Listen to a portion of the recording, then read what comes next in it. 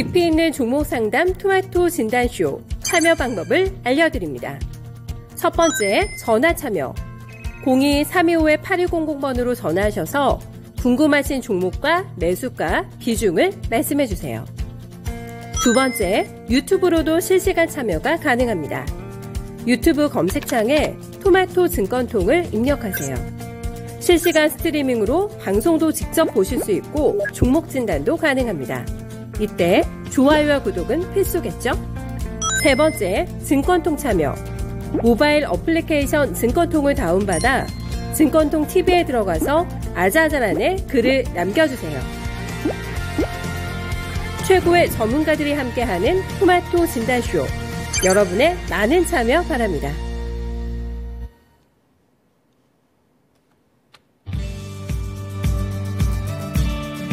네, 오후장 12시를 기점으로 마음이 어느 정도는 놓이고 있습니다.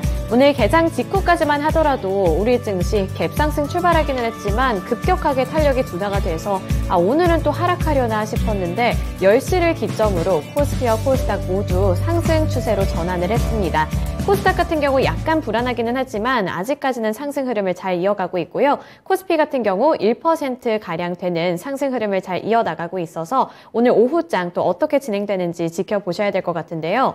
간밤 미증시도 일제히 상승한 채로 마감을 했습니다. 주요 기업들의 3분기 실적이 나왔고 그게 또 양호하게 나오면서 조금은 긍정적인 신호로 받아들이고 있는 건데요. 하지만 이번에 빅테크 기업들의 실적은 예상치보다 부진했기 때문에 이러한 부분들이 또 시장에 어떠한 영향을 주게 될지는 좀 지켜보셔야 될 것 같습니다. 그래도 다행인 거는 이렇게 악재와 호재가 겹쳐있는 시장 속에서 호재에 조금 더 민감하게 반응을 하고 있는 것 같아서요. 이러한 부분들 함께 눈여겨보면서 오늘도 종목 진단 꼼꼼하게 해드리겠습니다. 네, 오늘도 두 분의 전문가님들과 함께 할 테니까요. 고민이 되는 종목들이 있다면 종목명과 매수 단가, 보유 비중 고민과 함께 남겨주시고요. 그리고 하단에 있는 번호로 언제든 전화 문의도 받고 있다는 점 기억해 주시길 바라겠습니다. 네, 오늘 본격적인 진단쇼에 앞서서 오늘도 시청자분들과 함께 인사 나누는 시간 가져볼 텐데요.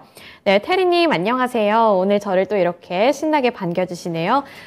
태리님 계좌가 조금 오르셨을까요? 좀 궁금한데 오늘 시장이 잘 가니까 우리 시청자분들 계좌도 함께 좀 올랐으면 좋겠다 이런 생각이 드네요. 네, 그리고 준호님 오셨고요. 마그마님 안녕하세요. 황희성님 반갑습니다. 압산솔님도 와주셨고요. 러브수기님 출석 체크 해주셨습니다.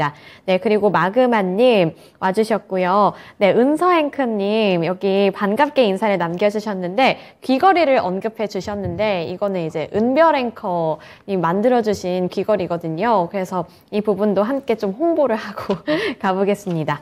네, 그러면 이제 첫 번째 전문가님부터 만나보도록 할 텐데요. 네, 첫 번째 전문가님 최병훈 전문가님입니다. 안녕하세요.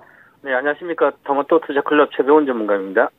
네, 오늘 시장 반전의 분위기를 주는데 좀 긍정적인 반전인 것 같아서 기분은 좋아요. 근데 최근에 시장의 변동성이 상당히 좀 강한 듯한 모습이 나타나서 이거 좀 마음 안심해도 괜찮을지 불안하기도 하고요. 또 앞으로 어떻게 대응을 해보면 좋을지가 중요할 것 같은데 어떤 전략 취해볼까요? 네, 현재는 이제 변동성 강한 시장이 보다는 변동성이 많이 완화된 시장이고요. 또한 금융시장이 안정된 국면으로 전환된 시장이다. 이렇게 말씀드릴 급격하게 지난주 부터 시작해서 변동성의 완화가 많이 되고 있습니다. 지난주 후반부터 시작해서 외국인 필라델피아 반도체 지수 마찬가지지만 나스닥도 마찬가지가 최근 들어서 오히려 10월 중순 이후부터는 안정된 국면으로 해서 지금 방향이 윗방향으로 가고 있습니다. 그래서 금융시장이 안정되고 있는데 그 원인이 특히 어제 같은 경우에는 미국이 급등한 게 바로 주택지표, 물가지수에 대다수 많이 차지하는 주택지표가 8월 달에 금년 좀 하락을 많이 했습니다. 그런데 그럼 지금 10월 달이기 때문에 한 12월 정도에 발표되는 10월 달 주택지표는 급격히 빠져 있을 걸로 보입니다. 그러면 물가가 인플레이션 피크아웃은 확실하게 가능하다. 그게 이제 주택 지표 관련된 지표들이 하락으로 확실히 전환돼서 급락을 하기 시작하면 에너지 가격도 이제 11월 또 접어들기 때문에 추가 상승은 쉽지 않을 거기 때문에 주택 매매 지표만 하락을 한다면 물가가 어느 정도 잡힌다고 봐야 되는 거죠. 그래서 그런 긍정적인 효과가 있으면서 미국의 10년물 국채금리도 4.0% 정도까지 내려오고 있고 영국의 금융시장도 안정되고 있고요. 그다음 글로벌적으로 뭐 경기 침체에 대한 우려는 있지만 그것은 미리 반영된 상태에서 전체적인 주식시장 이제 리스크가 조금 이제 완화되는 거죠. 그래서 미국은 벌써 최근 연 3일 동안 강세했는데 필라델피아 반도체 마찬가지로 국내 지표는 오늘 아침까지도 마이너스 가기도 했습니다. 외국인들이 별로 안 사고 있었다고 오늘은 이제 지금 현재 2,900억 정도 사고 있는데 그래서 추가 하락에 대한 악재가 더 이상 나올 악재가 크지 않기 때문에 그러면 호재성 대조도 크지는 않지만 전반적으로 보면 악재가 많이 좀 사라지고 추가적인 하방 경직을 하고 있는 그런 악재이기 때문에 결국은 대형주나 실적이 좋은 주식으로 좀 위로 가고 있습니다. 그래서 지금 현재 전체적인 시장을 보시면 삼성전자가 최근에 지금 6만 원 근처까지 오는데요. 2.77%죠. 최근에 외국인들이 순매수를 강력히 하고 있습니다. 그런데 왜 개인이 떠나면서 하고 있죠. 벌써 개인들은 한 2년 동안 지쳤기 때문에 떠나면서 그 자리 외국인이 메워주고 있습니다. 그리고 나도 또한 시가총 2등인 LG에너지솔루션 5천억대 영업이익도 나오고 삼성 SDI도 분기 영업이익 5천억 정도 나왔습니다. 오늘 나왔는데요. 즉 실적이 좋은 거랑 반도체 경기의 하방을 6개월 뒤에 바닥이라는 어떤 이슈 이런 거 되면서 외국인 수급에도 길게 보면 중장기적인 종목들이죠. 장기적인 종목 위주로 실적 개선되는 위주로 업황 바닥에서 턴할 수 있는 그렇게 가장 빠른 게 반도체 그다음에 이렇게 금융위기나 경기 침체에도 상관없는 2차 전지 업종들이 강한 반등을 하고 있습니다. 그래서 결국은 현재 구간 10월 달 다음 주 월요일 끝났는데 11월하고 11월 장하고 12월 장은 결국은 인플레이션 피크아웃에는 확실한 시그널이 어느 정도 계속 나온다고 보면 시장은 오히려 우상향 안정적으로 우상향할 거로 보입니다. 그런데 그 과정에서 현재 시장을 보시면 가는 것만 가는데요. 아직까지 외국인이 파는 인중 네이버, 카카오라든지 현대차라든지 이렇게 은행주라든지 이런 거는 실적 개선이 불투명한 거죠. 그래서 이런 쪽은 매수가 안 들어오고 있고요. 확실하게 금융위기가 오든 경기 침체가 오든 상관없이 확실한 성장을 발판으로 해서 실적이 좋아지는 기업들은 그냥 들어오고 있습니다. 7월 말부터 LG에너지는 계속 들어오고 있고요. 삼성 SDI도 계속 들어오고 있고요. 삼성바이오도 같이 들어오고 있죠. 그래서 이 세 종목이 핵심적인 종목이다. 대형주 중에. 그럼 대형주 지금 장이 훨씬 더 좋은데요. 대형주 장이다. 이렇게 보면 이 세 종목이 핵심적으로 지수를 안정화시키고 있다. 그러면서 크게 오르지도 않지만 크게 내리지도 않고 그러면서 차별적으로 움직인다. 이렇게 보고요. 앞으로 포트폴리오를 현재 구간에서는 소형주나 예를 들어서 코스피 200 종목은 보시면 빨간색이 그렇게 많진 않아요. 절반 파란색이죠. 그런데 코스피 100을 보시면 특별하게 대형주 위주로 좀 시가총 상위가 빨간색이 1%대 2%대. 그래서 대형주가 좀 더 강한 그나마 크진 않지만 강하다 이렇게 보고 좀 내려가는 것보다 조금씩 올라가고 있다. 이제 시작하나 이렇게 보면 되죠. 그래서 11월 장에는 향후에 실적이 좋아지는 기업들, 경기 침체도 상관없는 기업들 위주로 포트폴리오를 재편해야 된다. 소형주 실적이 나오지 않는 내년도 이 어닝 시즌에 지금 어닝 기대주들 3분기뿐만 아니라 4분기 내년의 실적 기대주 위주로 또한 경기에 무관한 경기 침체는 반드시 오기 때문에 그런 무관한 주식으로 포트폴리오 재편할 수 있어야 된다. 지금은 과감한 결단을 해서 종목수를 압축해야만 시장보다 훨씬 더 큰 수익률을 가져가지 않을까. 그래서 지금은 아직까지 개인들은 하방에 압력, 곧버스 뭐 이렇게 많이 갖고 있죠. 그리고 추가적인 하락에 대한 경계심 아주 강하게 갖고 있습니다. 그만큼 개인들은 불안하고요. 자금의 여유가 있고 1급 투자자들은 천천히 내년을 보고 아니면 내년 이후를 보더라도 확실한 종목 위주로 계속 즉 실적이 보장된 위주로 주식을 사고 있다. 그러면 우리도 같이 동참을 해야 되지 않을까 그렇게 보고 고성장주인 대형주를 하겠다면 LG엔솔루션, SDI 이런 쪽으로 가는 게 낫지 않을까 이렇게 말씀드리겠습니다. 네, 종목 압축 이 부분이 키워드가 또 될 수 있겠네요. 그리고 이제 실적도 중요할 것 같은데 이제 연말이 다가오고 있잖아요. 그래서 내년에 실적이 기대되는 종목들을 눈여겨보셔야 할 것 같고 또 여기에 이어서 경기에 조금 무관한 종목들 위주로 포트폴리오를 다시 한번 구성해 보시면 좋을 것 같습니다. 네, 참고하셔서 올해 연말 그리고 내년까지도 잘 대비를 해보시길 바랄게요. 네, 그러면 이제 첫 번째 종목 진단으로 넘어가 보겠습니다. 오늘 첫 번째 종목은 혜령고님이 보내주셨고요. 성우하이텍입니다. 4,800원에 25% 보유 비중 들고 계신데요.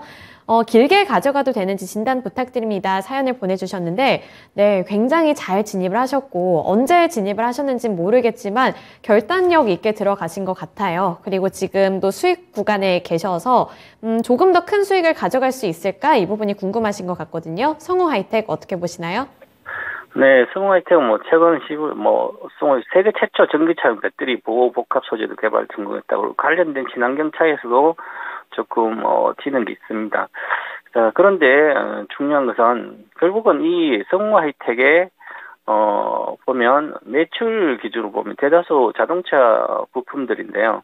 그 자동차 부품들이 거의 다 차지하고 있기 때문에 친환경 부품보다는 또 기존 엔진 부품들이 많기 때문에 내연기관 차들 그러면 잠깐의 어떤 실적 개선이 좀 되고 있지만 그래도 단순한 가치적으로 봤을 때는 저평가일 수도 있거든요. 그런데 미래의 실적이 불투명하다면 현재 저평가는 주가의 상승 동력으로 작용하지 않습니다. 안 됩니다. 왜냐하면 유동성이 축소되고 불안한 심리가 지배하는 시장이기 때문에 그래서 저는 물론 이제 현재 수익이 나 있는 상태지만 이익 실현을 전략 매도 의견을 드리고요. 제가 2016년부터 그렇게 말씀드렸어요. 거액자산가 되려면 자동차 부품주라든지 자동차주는 전부 다 버리고 2차전지 소재 쪽이나 세율업체, 전기차 배터리로 가셔야 된다. 왜냐하면 자동차 패러다임이 바뀌고 있는데 아직도 과거의 투자 습관, 투자 전략대로 자동차 부품주 중에 뭘 사서 영업이익이 예를 들어서 1,000억이면 시가총 1조도 안 가니까 10배도 안 되니까 영업이익이 1,000억이면 지금 시가총 5,000억이니까 저평가다. 이런 단순한 기준으로 가치를 평가하면 미래 실적이 급락할 수 있는데 현재의 저평가는 의미가 없다는 거죠. 그게 바로 과거에 조선이나 기계라든지 이런 시대가 끝났을 때 화장품도 마찬가지고 끊임없이 빠져서 지금도 못 가고 있습니다. 그걸 꼭 감안하셔서 저평가의 개념보다 더 중요한 게 업황의 확실한 미래가 보장된 업황들을 위주로 갈아타셔야 된다. 이렇게 말씀드려서 저는 전략 매도 의견을 드리겠습니다. 네, 성우하이텍 지금 수익 구간에 들어가 계신데 지금 여기서 그냥 수익을 챙겨가는 게 더 낫겠다 이렇게 말씀을 해주셨습니다. 그래서 길게 들고 가실 생각도 하신 것 같지만 지금 여기서 수익 챙겨가시고 다른 더 좋은 종목 찾아서 그쪽에서 더 큰 수익 가져가시길 바라겠습니다. 네, 이렇게 성우하이텍 관련해서 진단해 드렸고요. 그리고 혜령고님은 여기 최병훈 전문가님의 팬이신가 봐요. 굉장히 감사하다고 이렇게 또 댓글을 남겨주셨습니다. 네, 이어서 두 번째 종목 진단 넘어가 볼 텐데요. 두 번째 종목은 시청자님과 전화통화 연결입니다. 지금 바로 연결해 볼게요. 안녕하세요. 예, 안녕하세요. 네, 오늘 어떤 종목 들고 오셨을까요? 예, 범양건영. 네. 3,510원 15%입니다. 뭔가 왠지 이번에 그 은마아파트 재건축 소식 듣고 들어가신 것 같아요. 예, 며칠 전에 들어갔어요. 예. 네, 그러면 들어간 지 얼마 안 됐고 약간 고점에서 매수하신 것 같은데 예, 그러죠. 예. 지금 궁금한 게 앞으로 더 오를 수 있을지 이 부분일까요? 예, 가지고 있어야 될지 아니면 지금이라도 손절을 해버릴까 이렇게 생각하고 있습니다. 네, 알겠습니다. 그러면 네네. 지금 손절할지 조금 더 보유해볼지 이 두 가지 부분 물어볼게요. 예. 네, 전문가님, 이번에 범양건영 음마아파트 재건축한다는 소식에 잠깐 동안 오름세를 나타냈었는데 들어가시고 나서 또 주춤하고 있거든요. 그래서 이걸 더 들고 가는 게 맞을지 아닐지 궁금하다고 하시는데 어떻게 보시나요? 제가 종목 진단하면서 가장 중요시 여기고 있는 게 좀 큰 흐름을 보시고 큰 숲을 보시라. 나무만 보지 말고 특히 초보자나 그동안 이제 은퇴할 시점이 될 때까지도 재테크나 주식으로 큰 돈을 못 보신 분들은 반드시 큰 숲을 보고 그 안에서 종목을 찾아야지 큰 숲을 보지 않고 단기적인 어떤 가격을 보고 쫓아다니면 결국은 돈을 쫓아다니다 세월이 다 가거든요. 자, 지금 시대가 어떤 시대일까요? 지금 단순히 지금 재건축 이런 어떤 이슈라든지 보고 들어간다는 것은 나무만 본 거죠. 물론 재건축해서 하는데 좀 시간이 걸려요. 몇 년 뒤에부터 시작할 텐데 텃닦기 하고 하면 오래 걸려요. 그죠? 그런데 그보다 더 중요한 것이 있죠. 온통 신문에 지금 줄도산 위기를 말씀을 신문 기사가 신문만 펼치면 채권 시장 불안정, 레고랜드 사태 이야기 나오죠. 유동성 50조 공급하고 그다음에 건설회사 지금 분양이 안 돼가지고 분양이 안 되면 돈이 안 들어오면 이자도 높기 때문에 이익 내봤자 이자 8% 10%짜리면 분양해서 그 남는 거 그 이자는 먹고 정말 심각하게 시장 업황이 얼어가고 있는데 나는 잠깐 치고 나오겠다 이런 생각이 바로 큰 위험한 생각입니다. 그런 생각을 갖고 투자를 하지 않고 그냥 초보자들은 뭐 시장과 상관없이 기업이 계속 좋아지는 걸 사야 되는 거죠. 자, 그러면 이 회사가 범양건음이 이제 보시면 주로 토목 사업하고 건축 사업, 발전기 관련된 택지 조선도 뭐 이런 겁니다. 그리고 대다수 보면 모듈러 주택도 하고 토목 위주, 건축 위주고 토목도 다 하죠. 그죠? 그러면 결국 건설 경기에 직접적인 영향을 받는 거죠. 그런데 작년에 그동안 120억, 100억 정도 이익을 내고 있었습니다. 그런데 작년에 30억 냈고요. 올해 상반기도 거의 30억 낸 걸로 보여요. 영업이익이. 15억 냈네, 상반기는. 연간 30억밖에 내지 못한 회사가 2년 동안 시가총액이 800억이에요. 10배면 30억이 영업이익이 36배면 300억이잖아요. 그럼 지금 거의 PR 기준 30배 정도, 바이오도 아닌데 30배가 간다는 게 말이 안 되잖아요. 그리고 업황이 앞으로 불투명한데 이런 것은 볼 필요가 없습니다. 그냥 1초도 보유하면 안 된다. 이익이 난 분들도 마찬가지지만 이 마인드를 갖고 있어야만 내가 큰 돈을 벌 수 있는 어떤 기회를 잡을 수 있다. 이렇게 말씀드리고 저는 전략 매도 의견을 드리겠습니다. 네, 시청자님 지금 범양건영 관련해서는 전략 매도하라고 말씀을 해주셨거든요. 그래서 지금 하락하고는 있지만 손실이 그렇게까지 깊이 나지는 않았으니까 매도해보시면 좋을 것 같아요. 예, 감사합니다. 네, 범양건영 관련해서 함께 진단해드렸습니다. 최근에 이렇게 음마아파트 재건축 소식 때문에 올랐던 종목인데 건설 관련 종목들 최근에 뭐 금리 인상 그리고 부동산 시장에서 좀 안 좋은 악재 소식이 나오게 되면서 투자 심리가 위축된 영향도 있는 것 같고 따라서 그런 부분들을 고려를 했을 때 장기적으로 가기보다는 지금은 일단 정리를 해보는 게 맞지 않을까 이런 말씀을 함께 전달해 주셨습니다. 네, 이어서 다음 종목 넘어가 볼 텐데요. 네, 다음 종목은 김기정 님이 보내주신 현대건설기계고요. 42,300원에 5% 보유 비중 들고 계십니다. 오늘 현대건설기계 굉장히 잘 가고 있고 우크라이나 재건 관련주들이 대체적으로 잘 가고는 있는데 여기서 좀 아쉬운 부분은 김기정 님이 들어가신 가격대인 것 같아요. 좀 고점에 진입을 하셔서 오늘 오르는 게 그닥 그렇게 기쁜 소식은 또 아닐 것 같은데 일단 원금 회복까지 가능할지 이 부분과 함께 앞으로의 전망도 함께 짚어주세요. 우크라이나 재건 마실 플랜 뭐 이런 얘기 나오면서 오늘 급등했는데요. 아직까지 그런데 아까 좀 전에 범양건영 업황을 말씀드렸듯이 이 회사는 그냥 이제 건설기계 중장비, 굴삭기라든지 이런 걸 판매를 하죠. 그러면 유럽 쪽에 우크라이나가 재건을 하면 건설 장비도 많이 팔리고 하겠죠. 그러면 거기를 직접적인 공략을 해서 하면 됩니다. 유럽 쪽에 현대건설기계는 매출이 있으니까 우크라이나 재건을 하게 되면 그에 대한 수혜는 받을 걸로 보여요.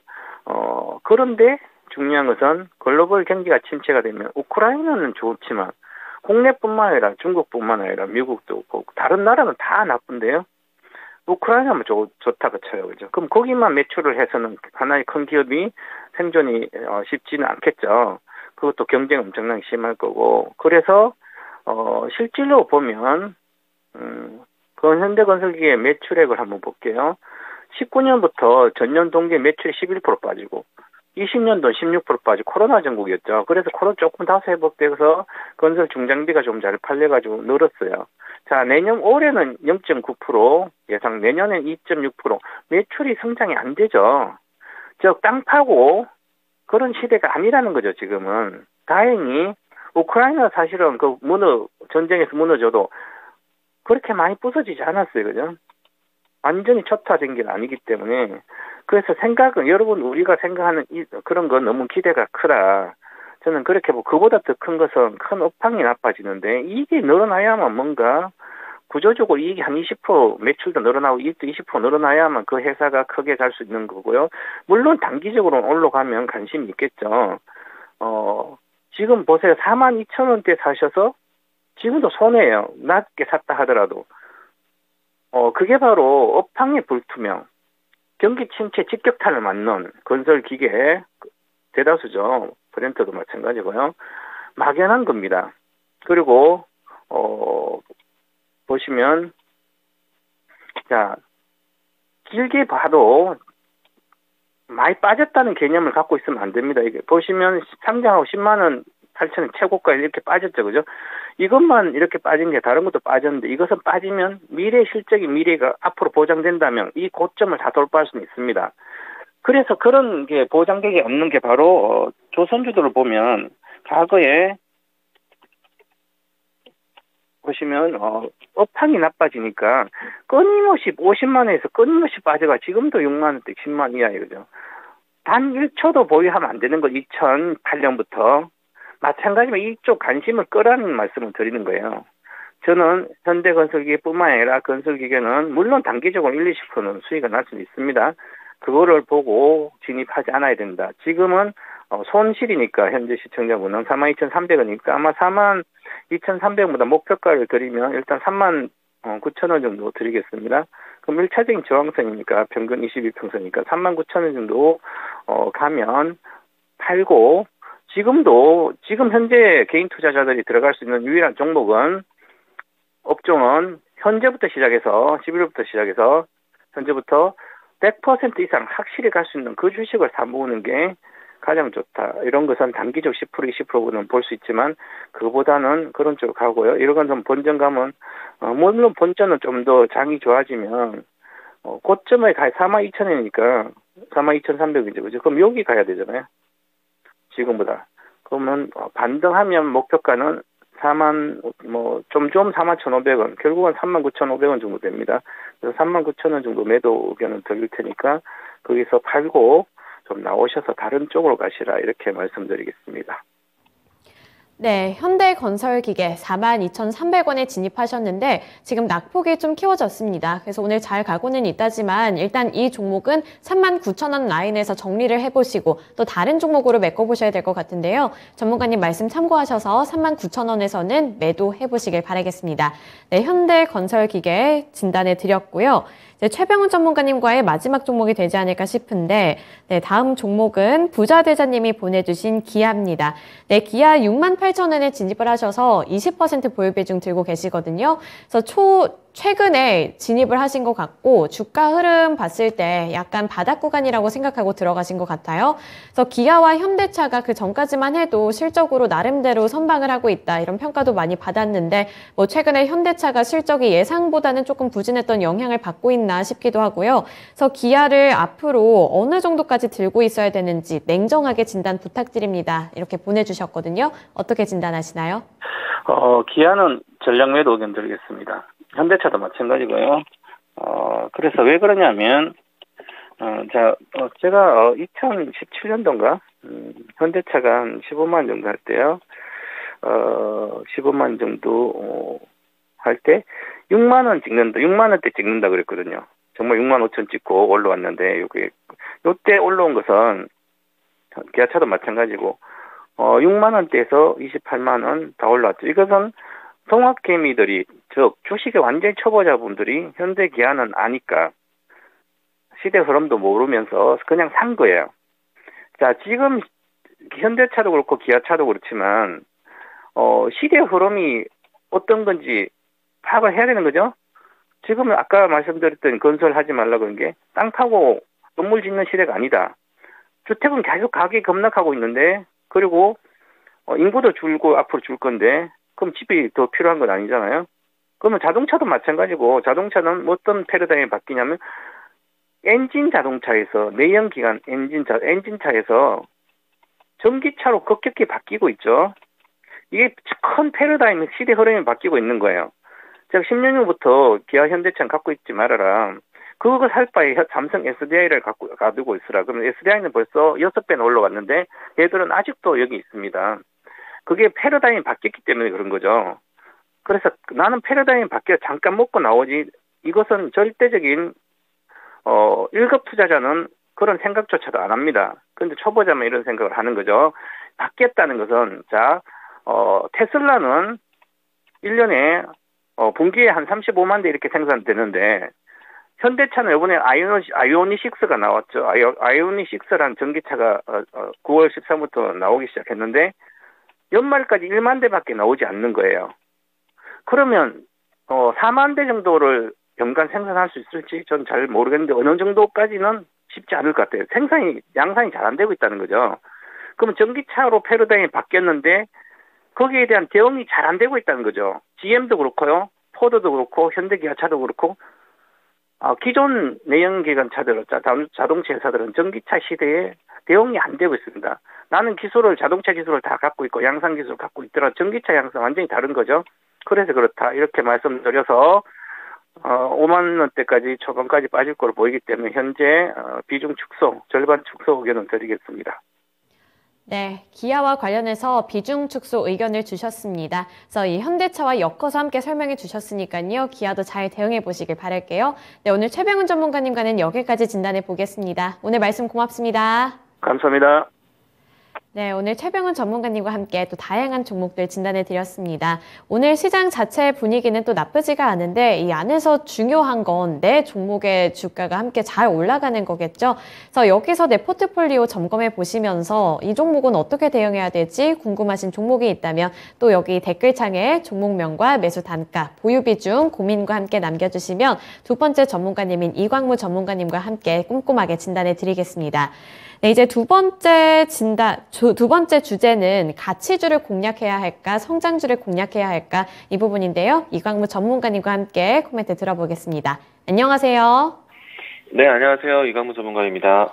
네, 최근 시장이 좀 오르는 듯 하지만 이 안에서 변동성이 좀 강하다는 느낌을 받아서 이 안에서는 어떤 섹터들, 어떤 종목들을 담아야 할지 고민이 굉장히 많이 되는 것 같아요. 근데 이제 캐나다 투자은행 쪽에서는 지금은 성장주보다는 가치주가 더 나을 수도 있다. 이런 코멘트를 제가 봤거든요. 그래서 생각해보면 이런 성장주들은 좀 변동성이 또 강하지 않을까 싶어서 이 둘 중에 어디를 조금 더 눈여겨봐야 할까요?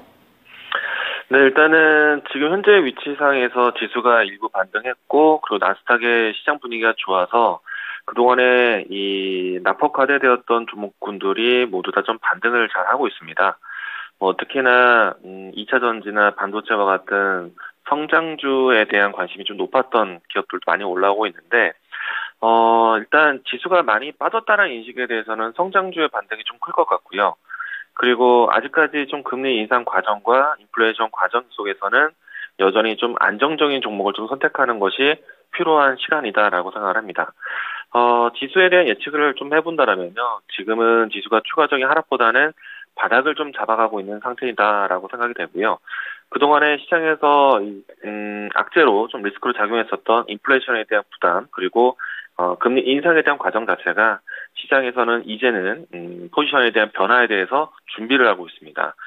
다만 이제 곧 열리게 되는 FOMC라든지 그리고 연말까지 진행되는 금리 인상 과정 같은 경우에는 여전히 이제 시장에 대한 리스크가 될 수 있는 부분들은 좀 지속되고 있는데, 다만 이제 최근에 지수가 반등 나온 것처럼 그 기조가 이제는 좀 방향성을 반대로 갈 것이다. 그리고 이제 금리 인상에 대한 속도 조절이라고 했지만은 여전히 금리 인상 과정에 있는 것이거든요.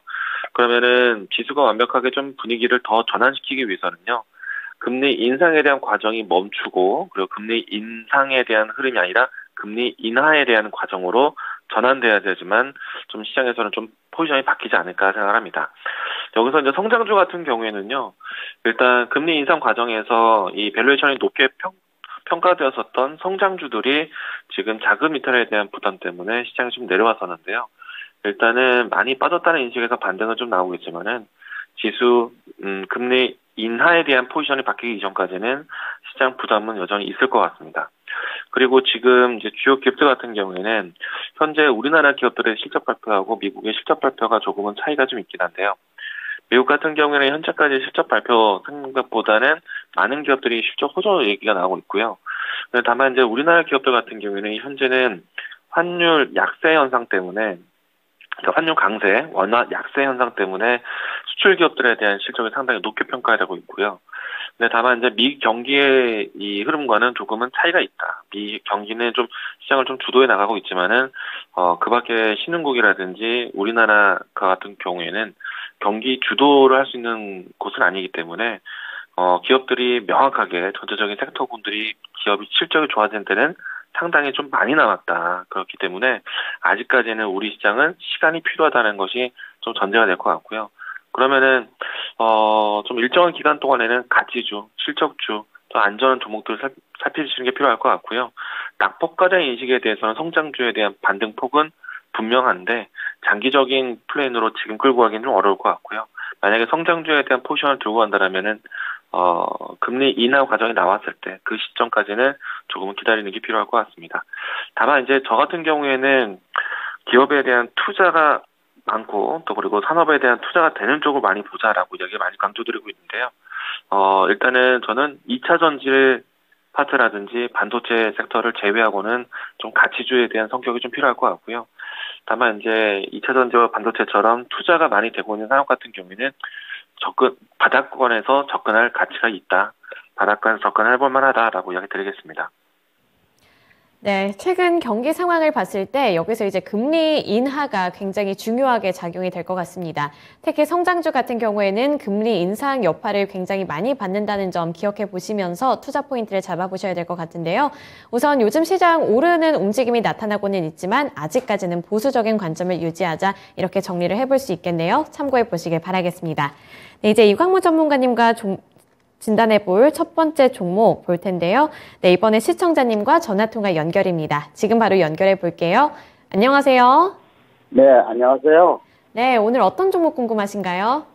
TK 케미칼이요. 네, TK 케미칼. 네. 4,300원에 30%예요. 4,300원에 30%. 아이고, 지금 네. 많이 답답하실 것 같은데요. 네, 맞습니다. 주가가 잘 움직이지도 않고 고민이 많이 되실 것 같은데 네. 어떤 부분이 가장 궁금하세요? 좀 얼마나 좀 올라올 것이며 네. 또 뭐 손절가 같은 것도 좀 궁금하고 네. 2차적으로 얼마나 좀 올라올까 좀 궁금해서요. 네, 알겠습니다. 그러면 이 TK 케미칼 목표가와 앞으로의 전망 그리고 손절가까지 들어볼게요. 네네, 감사합니다. 네. TK 케미칼 굉장히 답답한 흐름을 이어가고 있습니다. 그래서 어느 정도 선까지 다시 올라올 수 있을지 궁금하다고 하시고요. 1차 목표가와 손절가도 궁금하다고 하시네요. 어떻게 보시나요? 일단은 매수가 대비해서 지금 현재 주가가 좀 아주 낮은 위치에 있기 때문에 손실을 좀 크게 경험하고 계시거든요. 그래서 지금 현재 위치에서는 저는 손절 대응은 조금은 좀 의미 있는 손절 구간이 좀 지났다라고 생각이 되고요. 그래서 지금은 좀 더 기다리자라는 생각인데요. 단번에 올라오기는 좀 쉽진 않을 것 같습니다. 아무래도 이 TK 케미칼이 가지고 있는 합성 섬유나 쪽이라든지 원료 화학 같은 경우에는 시장 경기가 조금 더 원활할 때 그때 좀 주목을 받을 것 같고요. 비교할 수 있는 기업들을 좀 본다면은 LG화학 같은 경우나 뭐 다른 화학 종목들에 대한 움직임도 같이 보셔야 되는데 LG화학 같은 경우에는 지금 2차 전지 사업부를 좀 분사하고 난 다음에 최근에 와서 바이오 산업에 대한 관심이 좀 새롭게 형성이 되면서 신사업에 대한 관심으로 좀 반등을 만들긴 했거든요. 그런데 LG화학에 대한 실적 추이가 완벽하게 좀 돌아서는 때는 아니다라고 생각이 되고요. 비슷하게 롯데케미칼도 좀 보도록 하겠는데, 화학기업들 볼 때는 좀 이런 좀 큰 기업들을 먼저 보셔야 됩니다. 그래서 롯데케미칼 같은 경우에는 여전히 좀 추세 하향 속에 있습니다. 저는 사실은 뭐 크게 추가적으로 하락하기보다는 롯데케미칼도 신사업에 대한 기대감에 대한 모멘텀이 형성되면은 반등이 나오지 않을까라고 생각을 하고 있는데요. 일단은 이런 주요 기업들의 화학기업들에 대한 주가가 좀 부진한 상태이기 때문에 TK케미칼에 대한 반등에 대한 시점은 아직은 조금 시간을 더 두고 보자라고 생각이 되고요. 그리고 저는 뭐 추가적인 하락보다는 그래도 반등을 좀 기대하고 있는 상태인데, 이 종목을 좀 반등해 본다라면은 매수하신 밴드 위치까지는 좀 기다려볼 수 있을 것 같습니다.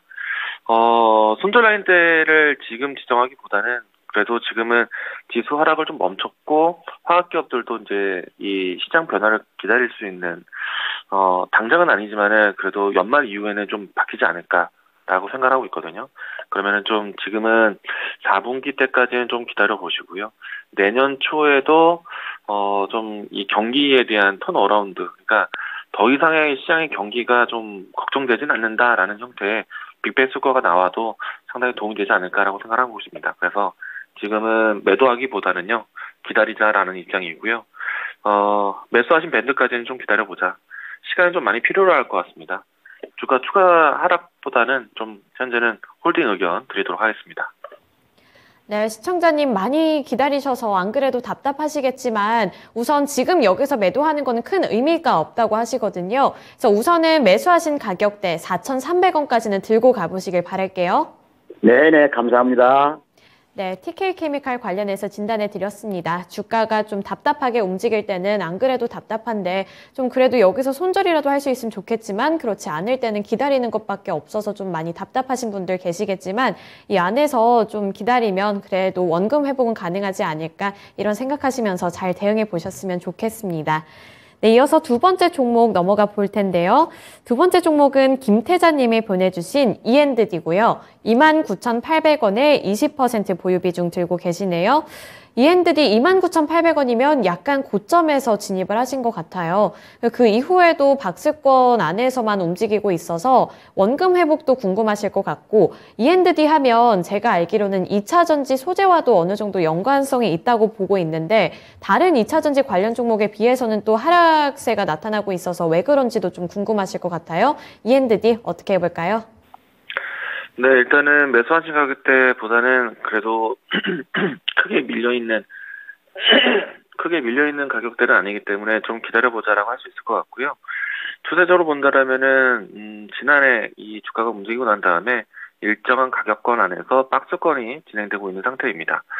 그래서 이 가격권이 조금은 좀 단단하다라고 생각이 되어서요. 지금은 추세적으로 했을 때, 바닥권에 대한 부분들을 좀 이어주고 있어서 지금은 정리하기보다는 반등을 좀 기다려보자라고 생각이 좀 되고요.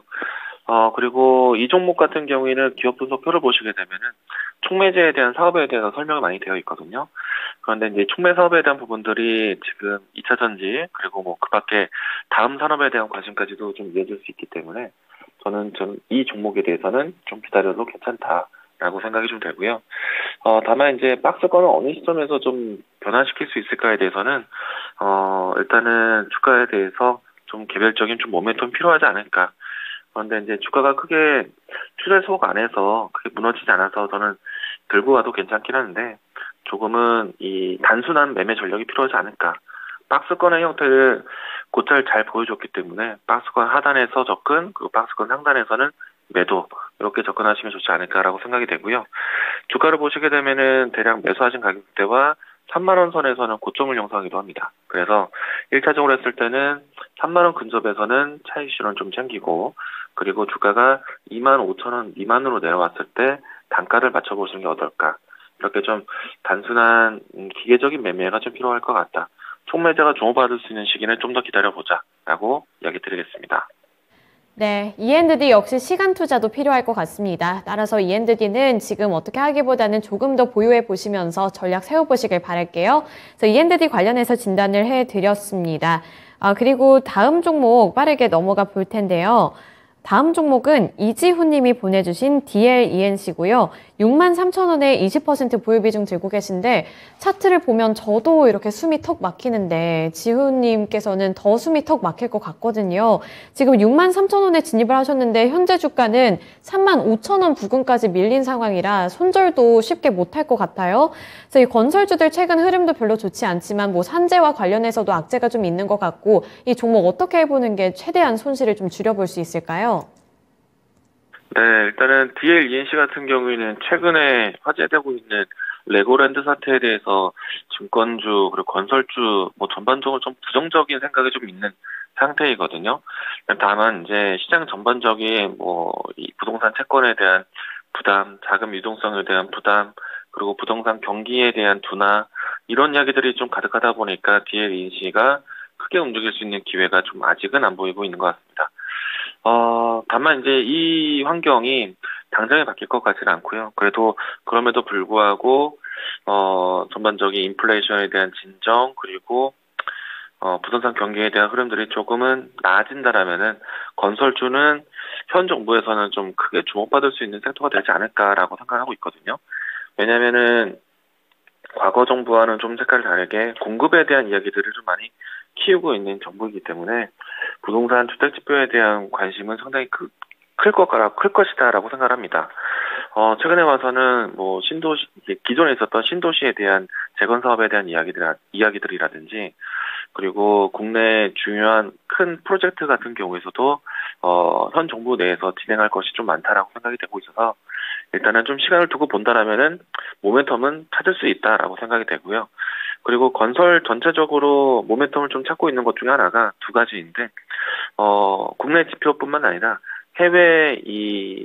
그러니까 해외 건설에 대한 기대감, 뭐 한 가지는 이 우크라이나 재건 사업에 대한 기대감, 그리고 하나는 사우디의 네옴시티에 대한 기대감인데요.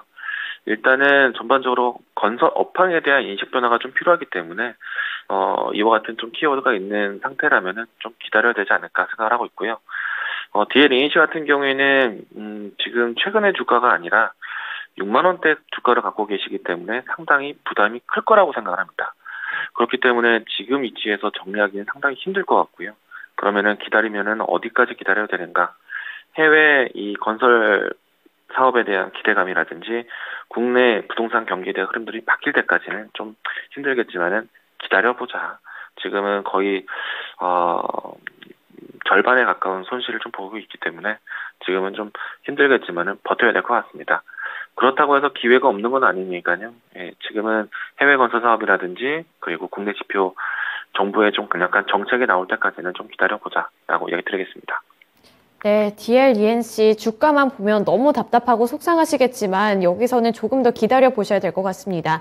뭐 최근에 레고랜드발 그런 사태도 있었고 건설주들을 향한 환경 자체가 너무나도 좋지가 않기 때문에 여기서 손절을 하거나 정리를 해보는 것은 좀 의미가 없을 수도 있겠다 이런 생각이 드니까요. 조금만 더 시간을 투자해 보시면서 더 버텨보셨으면 좋겠네요. 네, 여기서 응원하고 있겠습니다.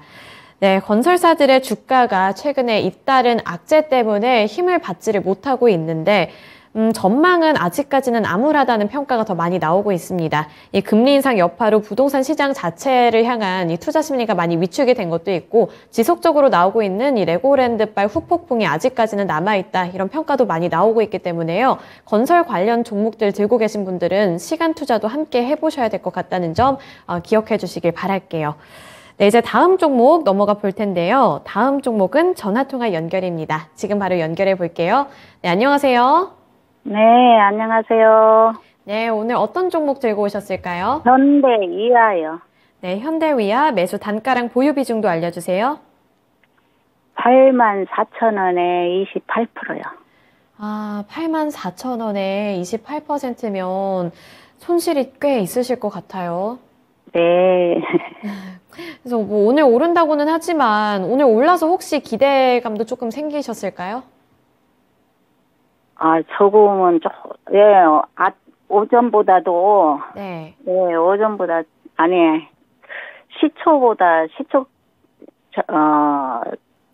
시초보다 조금 기분이 좀 안정이 됐어요. 네, 그런데 일단 매수가가 너무 높다 보니까 고민이 되시는 것 같은데, 네, 많이 돼요. 그렇죠. 네, 이 종목에 대한 전망을 좀 알고 싶으신 걸까요? 목표가가 궁금하신 걸까요?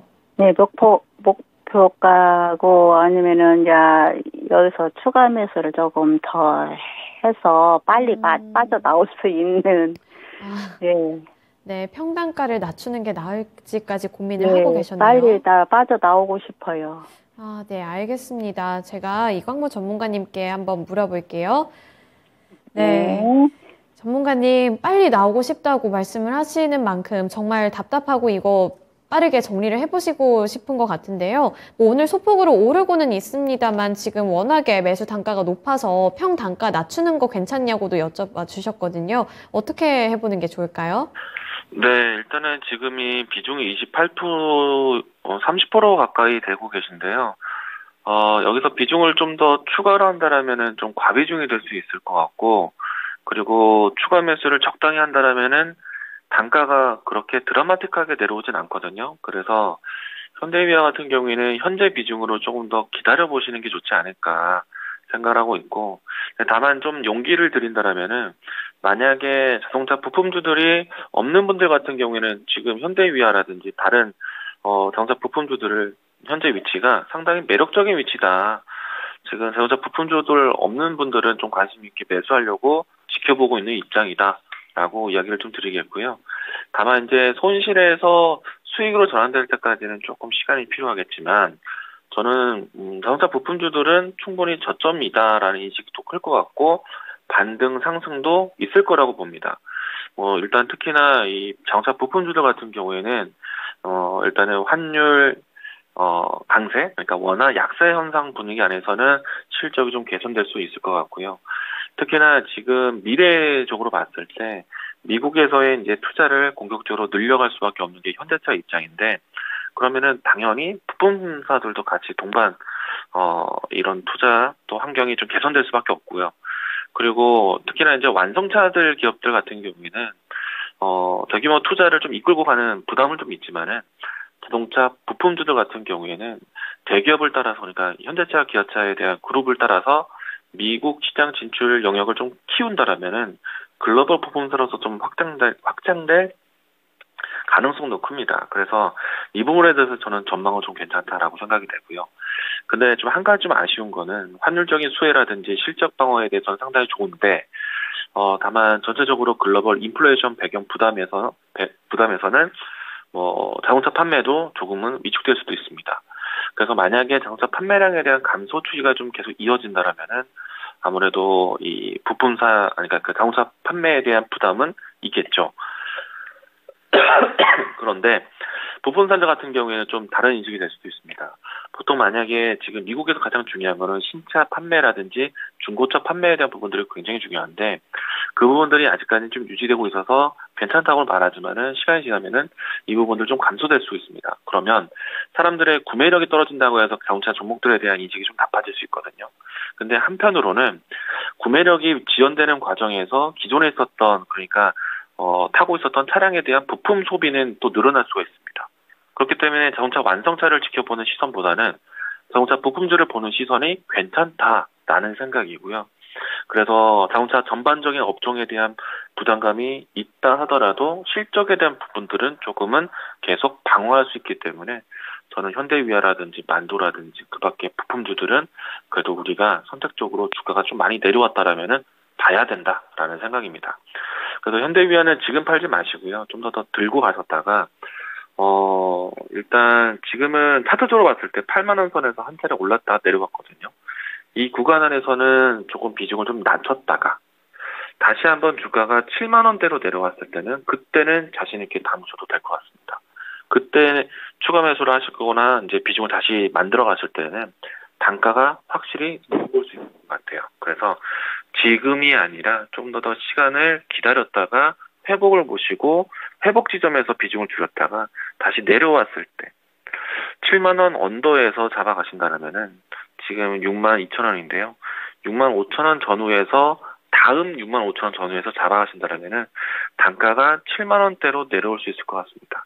그래서 전략을 조금 긴 호흡으로 좀 두고 대응하자라고 이야기 드리도록 하겠습니다. 네, 시청자님 현대위아 워낙 오랫동안 들고 계셨던 만큼 지금 빠르게 빠져나오고 싶겠지만 일단은 조금 더 기다려보자고 말씀을 해주셨거든요.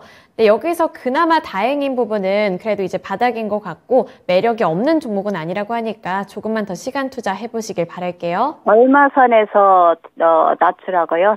네, 6만 원 부근에서 진입을 하셔서 7만 원대까지 평단가 낮추기 전략 택해보시면 될 것 같아요. 아, 추가 매수 하라고요? 그 사이, 그때쯤? 네, 조금 더 기다려 보시다가 그때 추가 매수해보세요. 아, 네, 알았습니다. 저는 지금 조금 하고 싶은데 좀 기다려요? 네, 지금은 아니라고 하셨어요. 네, 감사합니다. 네.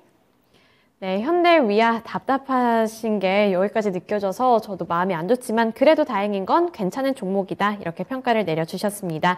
네, 그리고 이제 빠르게 다음 종목으로 넘어가 볼 텐데요. 전쟁의 기술님이 보내주신 에코바이오고요. 6,000원에 35% 보유 비중 들고 계십니다. 네, 전문가님 팔아야 할까요? 이렇게 질문 남겨주셨는데 에코바이오 지금 정리해 볼까요? 네, 이 종목의 가장 큰 약점이라고 본다라면은 거래 유입이 아직까지 좀 크지 않다라는 것이거든요. 네, 최근 한 달 사이 동안에 거래 유입이 좀 있어서 주가에서는 다시 한번 좀 탄력을 찾지 않을까 기대를 해볼 수 있을 것 같습니다. 다만 이제 매수하신 가격대에서의 지금 현재 가격은 조금은 좀 손실 구간에 갖고 계시고요. 다만 이제 이 주가가 최근에 와서는 음봉이 좀 많은 상태라서 아무래도 주가에 접근하는 게 좀 부담이 될 거라고 생각을 합니다. 다만 이제 이 종목 같은 경우에는 일단 주가의 거래량이 좀 부족한 게 약점이지만은 그래도 우리가 지금 미국의 중간 선거를 앞두고 있는 상태에서 만약에 에코바이오가 가장 큰 장점이라 본다라면은 바이오 연료에 대한 부각이거든요. 그러면은 미국에서의 이 중간 선거 전후로 했을 때는 아무래도 중간 선거가 좀 지나고 난 다음이겠죠. 그래서 친환경적인 요소에 대한 부분들이 좀 강조될 수 있는 시장이 된다라면은 에코바이오에 대한 움직임들도 다시 살아날 수 있지 않을까. 이 부분에 대해서는 좀 저는 긍정적으로 볼 수 있을 것 같고요. 그리고 얼마 전에 이 에코바이오의 뉴스 중에 하나인데 에코바이오의 직접적인 뉴스라고 볼 수는 없습니다. 다만 미국에서 바이오 연료 사용화 확대에 대한 의무화에 대한 이야기들이 좀 언급이 됐는데 이 부분을 조금 더 가시화된 뉴스를 좀 기다려 보셔야 될 것 같아요. 그래서 최근에 이 부분들이 좀 언급이 되긴 했지만은 이 종목에 대한 모멘텀으로 접근하기에는 아직은 좀 아닌 것 같고요. 다만 이제 정책적인 배경이 있을 때 이 종목은 좀 움직임이 좋을 수 있기 때문에 정책적인 힘을 본다라면은 저는 이 종목은 지금은 들고 가도 괜찮다. 보유하자.